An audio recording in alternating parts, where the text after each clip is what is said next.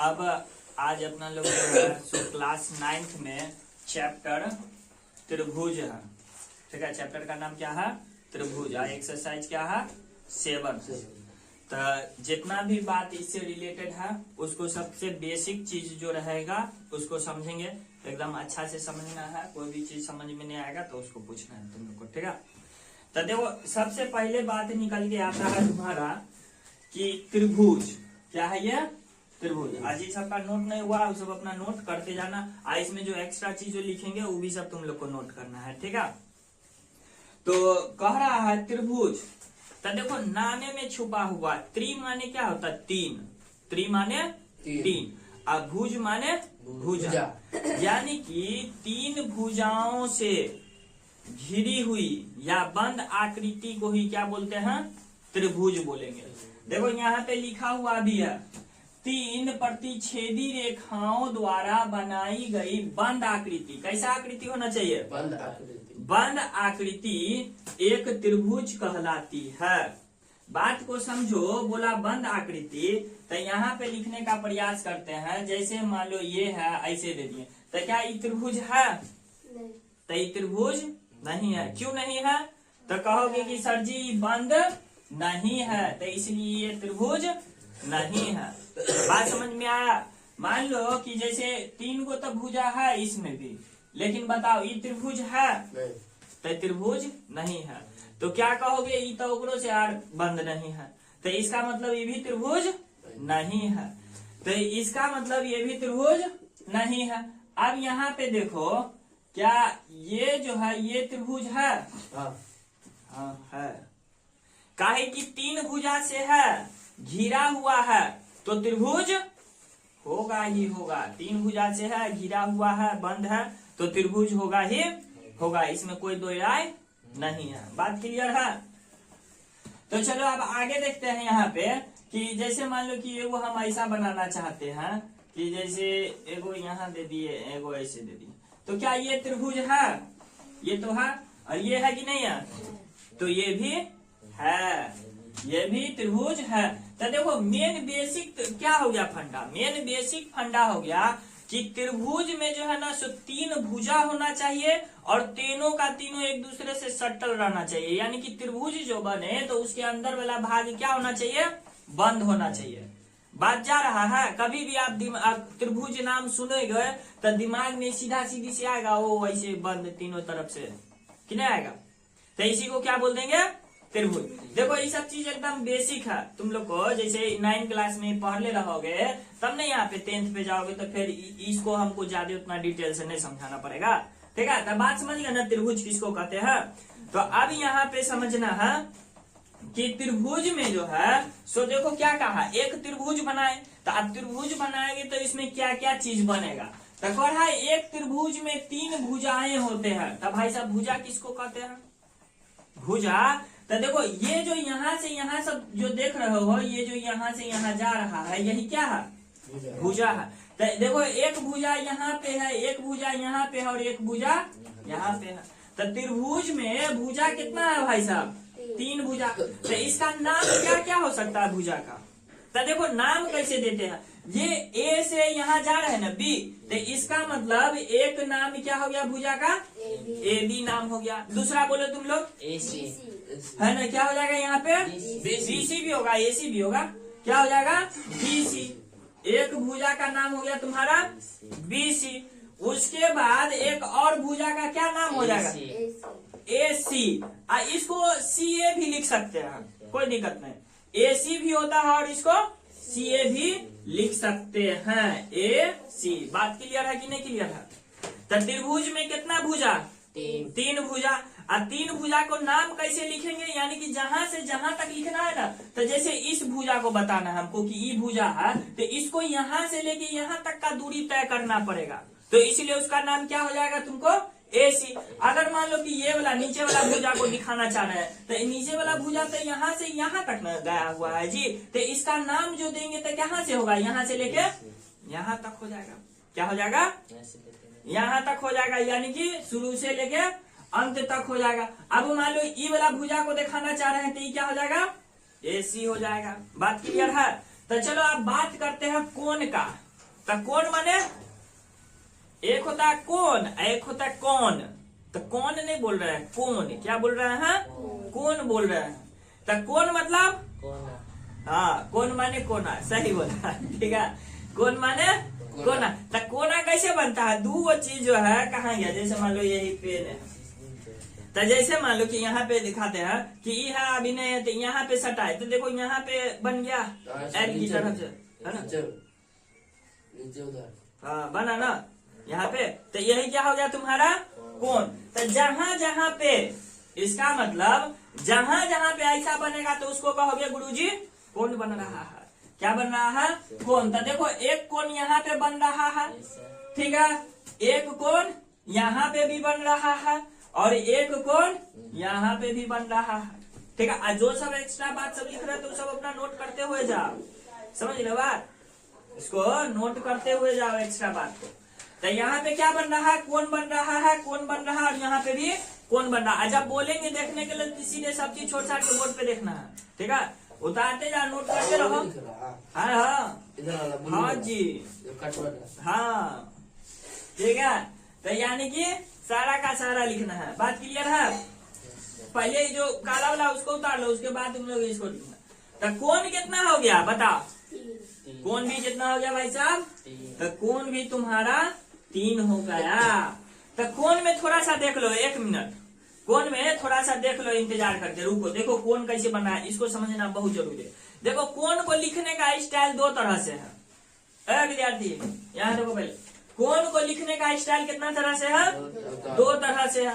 तो 2 तरह से कैसे होगा, तो देखो जैसे मान लो एगो यहाँ पे कौन ए के पास बन रहा है ना, तो कौन सीधे ऐसे लिख दे, कौन ए, बात समझा, ये एल नहीं है भाई साहब, क्या है कौन है वो। अब बी पे बन रहा है तो यहाँ पे क्या लिख देंगे, कौन बी, और यहाँ पे बन रहा है तो इसको क्या नाम दे देंगे, सी नाम दे देंगे। तो कहोगे कि सर जी आप तो बोले थे 2 तरह से बनता है। तो ये हुआ एक तरह से, ये हुआ आम जिंदगी, इसको क्या बोलते हैं, आम जिंदगी, ठीक है। अब देखो अथवा, क्या लिख रहे हैं भाई साहब, अथवा लिख रहे हैं। इस शीर्ष को जो है ना थोड़ा सा हम नीचे कर देते हैं, शीर्ष को अभी मिटा देते हैं। देखो यहाँ पे गौर से, कौन जो है कहाँ पे बन रहा है, पहला नंबर कौन ए पे बना, तो कौन जो बना है तो कोना बना, यानी कि गाड़ी जो है, जैसे मान लो कि यहाँ पे कौन बन रहा है, तो यहाँ पे कौन बना है, तो कैसे यहाँ से गाड़ी आएगा, यहाँ पे जाएगा, यहाँ पे से मुड़ेगा, यहाँ पे आएगा, तभी ना कौन बनेगा। अगर मान लो कि एगो गाड़ी आया यहाँ पे आके रुक गया तो कौन बन पाएगा, नहीं बन। यानी कि यहाँ से मुड़ना चाहिए, अब जहाँ पे मुड़ना चाहिए, जहाँ पे स्टॉप पॉइंट रहेगा वहीं पे न रुकेगा। तो देखो अब यानी कि तुमको ई वाला कौन बनाना है, तो कौन बनाना है तो इसके लिए क्या बनाना पड़ेगा तुमको, देखो कौन यहाँ से चालू होगा गाड़ी, बी बी बी न लिखेंगे जी, बी ए सी, क्या हो गया। अगर इस तरह से लिखल रहे तो देखो भाई साहब, जो बीच में रहता है ना वहीं पे कौन बनता है, जो बीच में रहता है वहीं पे कौन बनता है। एक बार आप देखो, अब एगो बताए ना, अब तुमको बताओ कि हमको जो है ये वाला कौन लिखना है, क्या करे हैं, हमको लिखना है बी। तब बी जो लिखना है तो गाड़ी कहाँ से चलेगा, गाड़ी कहाँ से चलेगा, ए बी सी, कौन हो जाएगा अब दूसरा, कौन ए बी सी। अब बीच में बी है तो इसका मतलब किस पे कौन बनेगा भाई साहब, बी पे बनेगा। तो कोई कहेगा सर जी तो बी पे बन रहा है तो हम तो यहाँ से भी लिख सकते थे सी बी ए, तो ये भी तो बीच में बन गया, तो ये भी लिख सकते हैं। तो हम कहेंगे हाँ, तो कहोगे जब सर जी आप ये भी लिख सकते हैं, ये भी लिख सकते हैं, तो यही क्यों लिख दिए, ये क्यों नहीं लिखे। तो पहला बात कि तुम कुछ भी लिख सकते हो, दूसरा बात अगर लिखवे किए तो यही क्यों लिखे, तो इसका रीजन ये भी दे सकते हो कि देखो जैसे अपना लोग ABCD पढ़ते हैं ना जी, ये कोई मतलब नियम नहीं है, लेकिन अपना समझने के लिए बेसिक कि जब ABCD पढ़ते हैं तब पहले A आता है, उसके बाद B आता है, उसके बाद C ना आता है। तो इसलिए हम एक सीक्वेंस बनाने के लिए, क्या चीज बनाने के लिए, सीक्वेंस बनाने के लिए कि A के बाद B, B के बाद C, तो इसलिए हम क्या कर दिए हैं, ABC लिख दिए हैं। बात क्लियर है, लेकिन इसका कोई ऐसा नियम नहीं है, बस तुम लोग को समझने के लिए दे दिया कि वो पहले कौन आएगा। मान लो कि यहाँ पे किए हैं बी सी बी ए, तो ये उल्टा हो गया ना, हो गया उल्टा। हम यहाँ पे ABC लिख रहे हैं तो देखो सुनने में भी अच्छा लग रहा है, देखने में भी अच्छा लग रहा है, तो इसलिए ही ये किए। बात क्लियर है। आप कौन सा कोण बच गया, ए हो गया, बी हो गया, और कौन बन गया, सी। तो देखो हम यहाँ पे बी सी ए भी लिख सकते हैं, लेकिन हम एबीसीडी पढ़ते थे क्या आता पहले ए, तो आई चलते सोच रहे हैं ए से लिख दे, ठीक है। तो क्या हो जाएगा, कोण ए सी बी। तो देखो बीच में सी पड़ गया, तो इसका मतलब कौन बन गया, किस पे, सी पे बन गया, सही है। तो चलो अब अगला सवाल देखते हैं। अगला में एक तो और पॉइंट था शीर्ष। शीर्ष मतलब क्या होता है, शीर्ष माने जैसे इसको यहाँ पे दे दो, एक यहाँ पे दे दो, शीर्ष क्या है भाई साहब, शीर्ष। तो शीर्ष मतलब क्या होता है, सिर, है ना, ऐसा मोटा मोटी समझ लो, शीर्ष माने सिर। तो जैसे मान लो कि यहाँ पे हम त्रिभुज बना लिया है, तो देखो इसका सिर कहाँ है, जैसे यहाँ पे बनाए, तो देखो इसका सिर यह है, इसका शीर्ष यहाँ है, इसका सिर यहाँ। तो शीर्ष के बारे में बात करते हैं, तो शीर्ष भी कितना होता है, 3 नहीं होता है, 1 2 3। तो इस शीर्ष का नाम क्या है, ए। देखो ये कैसे लिखे, ए बी दिए हैं, इनमें कौन ए दिए हैं, आइए डायरेक्ट ए लिख दिए तो मतलब शीर्ष ए का बात हो रहा है, बी लिख दिए तो बी का बात हो रहा है, सी लिख देंगे तो यहाँ पे क्या हो जाएगा, सी का बात हो जाएगा। बात क्लियर है। तो अब यहाँ पे देखो ये तो समझ गया। अब पढ़ने वाले अपना लोग भाई साहब त्रिभुज की समरूपता, अभी देखते जो आराम से, है ना, जब मौका मिलते रहता है तो अपना उतार भी लिया करो। अब देखो क्या लिखा है वहां पे, सर्वागसमता, क्या लिखा है, सर्वागसमता। तो देखो इसको थोड़ा सा तोड़ो, सर्वा मतलब क्या होता है, सब जगह या सब, सर्वा मतलब सब। देखो समता, देखो यहाँ पे गसमता लिखा है, तो गसमता मतलब एक तरह से लिख लो समान, यानी कि सब जगह से समान। सर्वागसमता मतलब समान, यानी कि सब तरह से समान होना चाहिए भाई साहब। तो देखो कह रहा है ना, सर्वागसम क्या है, सर्वागसम तो मौजूद छूट गया इसमें ना, सर्वागसम। सर्वागसम का अर्थ है सभी प्रकार से बराबर। सर्वागसम का मतलब क्या होता है, सभी प्रकार से बराबर। बात समझ रहा है कि नहीं समझ रहा, सर्वागसम मतलब क्या हो जाता है, सभी प्रकार से बराबर। अर्थात वे आकृतियां, यानी कि आकृति मतलब फोटो, वे आकृतियां, ये वे फोटो जिसके, है ना, समान क्या हो, आकार हो, समान क्या हो, आकार हो, और समान क्या हो, माप हो। तो देखो आकार मतलब क्या होता है, देखने में सेम, है ना। जैसे मान लो कि यहाँ पे एग्जाम्पल हम लिखते हैं, यहीं पे लिखते हैं, ठीक है। जैसे मान लो ये है गोल, ये है चरखुट, तो इसका जो है आकार समान है, इसका आकार समान है।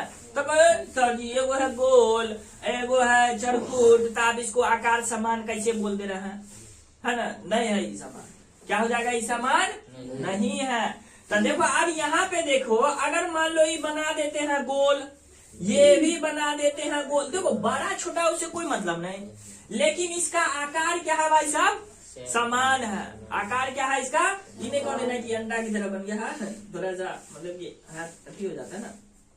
तो ये गोले है, क्या है भाई साहब, ये गोले है। तो यहाँ पे बोल सकते हो आकार समान, आकार जो है सो तुम्हारा समान है। और यहाँ पे उसी तरह से देख लो, ये अभी बड़ा है छोटा है उससे मतलब नहीं है, यहाँ पे क्या है, आकार समान। आकार क्या है भाई साहब, समान। तो देखो आकार समान है तो समान टिक लग गया। अब यहाँ पे बात कर रहे हैं माप भी समान होना चाहिए, सर्वागसम के लिए क्या होना चाहिए, माप। तो यहाँ पे देखो, जैसे यहाँ पे टिक लगा देते, ठीक है, ये यहाँ पे लगा देते हैं, एक बिंदु। अब यहाँ पे बताओ क्या इसका माप समान है, माप समान। तब माप समान नहीं है, कहोगे वो बड़का है, वो छोटा है, वो मापेंगे तो वो छोटा हो जाएगा, वो बड़ा हो जाएगा, तो इसका मतलब माप क्या है, समान नहीं है। क्या इसमें भी माप जो है, माप समान है, तो क्या बोलोगे भाई साहब, इसमें भी माप समान नहीं है, इसमें भी माप समान नहीं है। तो यानी कि यहाँ पे भी माप समान नहीं है, तो इसका मतलब कि ये दोनों फोटो भी जो है सो सर्वागसम नहीं है, ये भी दोनों फोटो सर्वागसम नहीं है।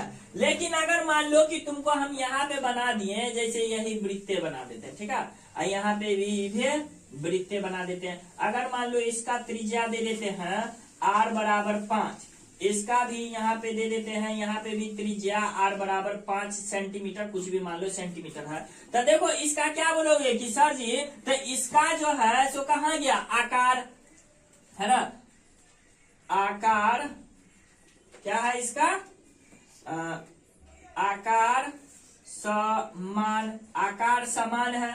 इसका जो है सो माप समान, इसका माप भी समान है कि इसका भी त्रिज्या 5 सेंटीमीटर और इसका भी त्रिज्या 5 सेंटीमीटर। तो यानी कि आकार भी समान हो गया और क्या हो गया, माप भी समान हो गया। तो इसका मतलब ये दोनों जो देख रहे हो वृत्त सो सर्वागसम है कि नहीं है, है।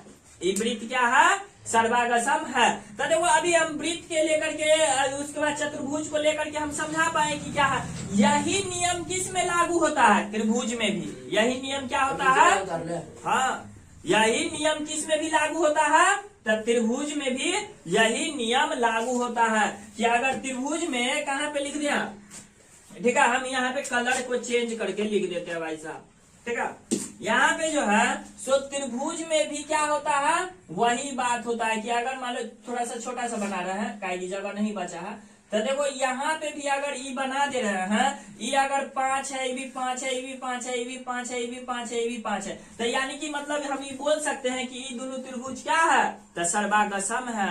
ये दोनों त्रिभुज क्या है, सर्वागसम है, काहे कि इसका आकार भी समान है और माप भी क्या है, इसका समान है। तो 1 मिनट इस बात को समझो, आप बात 1 मिनट इस बात को समझो, क्या कर रहा है आप यहाँ पे, इस लाइन को देखो, पढ़ो, सब चीज छोड़ छाड़ के इसको पढ़ा। सर्वागसम त्रिभुज में संगत भाग क्या होते हैं, बराबर होते हैं। सर्वागसम त्रिभुज में क्या होते हैं, सर्व है ना, संगत भाग बराबर होते हैं। जैसे देखो मान लो कि ये एक त्रिभुज है, ठीक है, बहुत अच्छी बात, बहुत खुशी की बात, ये भी एक तुम्हारा त्रिभुज है, समझ लेना है कि दोनों सेम त्रिभुज है। अगर मान लो कि ये दोनों त्रिभुज भाई साहब सर्वागसम है, ये दोनों त्रिभुज क्या है, सर्वागसम है। तो अगर मान लो कि बोल रहा है कि ये अगर 5 सेंटीमीटर है, तो इसको जो रुखा के रखेंगे तो इसका संगत भाग यही ना, संगत मतलब कि साथ साथ, तो इसका साथ साथ वाला भाग यही है। तो अगर ये 5 सेंटीमीटर है भाई साहब, तो ये भी क्या हो जाएगा, 5 सेंटीमीटर हो जाएगा, क्योंकि सर्वागसम त्रिभुज के संगत भाग क्या होते हैं, तो बराबर होते हैं। और इस चीज को इतने बड़ा लिखल है ना, देखो यहाँ पे लिखल है, सर्वागसम त्रिभुज के संगत भाग बराबर होते हैं, क्या होते हैं, बराबर होते हैं। तब इतना बड़ा हर एक जगह तो नहीं लिखेंगे, इतना बड़ा तो हर एक जगह नहीं लिखने जाएंगे, तो इसको देखो शॉर्टकट में लिख देते हैं, सर्वागसम त्रिभुज के संगत भाग बराबर होते हैं। इसको लोग देखते हैं CPCT, क्या लिख देते हैं, CPCT। और कहीं पे भी अगर तुमको अगर ये बात मिलता है CPCT, तो CPCT का मतलब क्या समझना है, कि CPCT का मतलब समझना है सर्वागसम त्रिभुज के संगत भाग बराबर होते हैं। कहीं पे लिख देंगे कि CPCT से, तो इसका मतलब तुम लोग को समझना हो सर्वागसम त्रिभुज के संगत भाग बराबर होते हैं। तो CPCT का फुल फॉर्म क्या होता है भाई साहब, CPCT का फुल फॉर्म क्या होता है, लिखने का कोई जरूरत नहीं, बस हम बोल करके बता देते हैं। तो CPCT का फुल फॉर्म होता है, C से हो जाता है कोरेस्पॉन्डिंग, C से क्या होता है, कोरेस्पॉन्डिंग, P से हो गया पार्ट, P से क्या हो जाएगा, पार्ट, और उसके बाद फिर से C से हो जाएगा कॉन्ग्रुएंट, क्या हो जाएगा, कॉन्ग्रुएंट, T से क्या हो जाएगा, ट्रायंगल। बात क्लियर है, तो इसको यहाँ पे बस ध्यान में रखना, फुल फॉर्म से कोई मतलब नहीं है, लेकिन फिर भी हम एक बार तुम लोग को यहाँ पे बता दिए, ठीक है। तो इसको आप नोट करो और उसके बाद आगे बढ़ते हैं। अभी अपना लोग क्या कर लिए हैं, देख लिए कि त्रिभुज किसको कहते हैं, सर्वागसम किसको कहते हैं। कि अब ये जो सर्वागसम है, तो जैसे मान लो कि ये तुम्हारा त्रिभुज है, क्या है, एक त्रिभुज है तुम्हारा ये, अच्छा आप देखिएगा, ठीक है, अब दिखेगा, अब दिखा, अब तक खूब दिखा, ठीक है। जैसे मान लो ABC त्रिभुज है, और यहाँ पे ये भी त्रिभुज है एक तुम्हारा भाई साहब, बी सी। तो समझो ये त्रिभुज सर्वागसम है। क्या है त्रिभुज? तो अब इसको लिखेंगे कैसे मैथ की भाषा में? अब जो है हम इसको लिखेंगे कैसे मैथ की भाषा में? तो देखो जैसे मान लो कि ये तुम्हारा एबीसी त्रिभुज है। क्या है? एबीसी तुम्हारा एक त्रिभुज है, त्रिभुज एबीसी। ठीक है। यहाँ पे क्या लिख देंगे? इसको कहते हैं बराबर। यहाँ पे ऐसे देखो सोया हुआ एस दे देते हैं, तो इसको कहते हैं सर्वागसम। ठीक है। सोया हुआ एस त्रिभुज जाई भी में तो ए बी सी डी दे दिए, कुछ दूसरा नाम दे देते हैं। इसमें नाम दे देते हैं पी क्यू आर। ठीक है। तो त्रिभुज बराबर सर्वागसम त्रिभुज पी क्यू आर। तो कहीं पे भी आप तुमको ऐसे दिखेगा भाई साहब, तो इसका मतलब क्या होता है तुमको? सर्वागसम। क्या हो जाता है तुमको इसका मतलब? इसका मतलब पढ़ देंगे तुमको बराबर, बराबर सर्वागसम, बराबर सर्वागसम। बात समझ में आ गया? इसका साइन का मतलब क्या हो गया है? बराबर सर्वागसम। तो बस यही चीज तुमको इसमें बताना था। बाकी हम बताइए दिए त्रिभुज किसको कहते हैं। तो त्रिभुज जो होता है जो तीन भुजाओं से बंद आकृति को क्या कहते हैं? त्रिभुज कहते हैं। त्रिभुज में जो होता है सो तीन भाग तीन भुजा होता है, तीन शीर्ष होता है और तीन कोण होता है। सर्वागसम किसको बोले थे? जो सर्वागसम बोले थे तो जिसका आकार और माप दोनों क्या हो? बराबर हो, तो उसी को क्या बोल देते हैं? सर्वागसम बोल देते रहते हैं। सर्वागसम लिखने का क्या तरीका रहता है? तो उल्टा यानी कि लेटा हुआ ऐसे लिख देते हैं बराबर पे दे करके। ठीक है। तो वही क्या हो गया? ये देखो ये तो तुम्हारा हो गया मैथ की भाषा में। अब गणित की भाषा में तो लिखना होगा ना जी। जैसे मान लो मैथ की भाषा में अपना लोग लिख देते हैं ऐसे त्रिभुज, त्रिभुज। अब गणित के भाषा में कैसे लिखेंगे? गणित की भाषा में ऐसे लिख देंगे छोटा सा त्रिभुज। तो यहाँ पे जो लिखल है तो त्रिभुज एबीसी लिखा हुआ। तो मैथ की क्या कहते हैं? हिंदी भाषा और गणित की भाषा में भी तुमको लिखना पड़ेगा। तो इसको जल्दी से फटाक से नोट कर लो और अब आगे चलते हैं। ठीक है।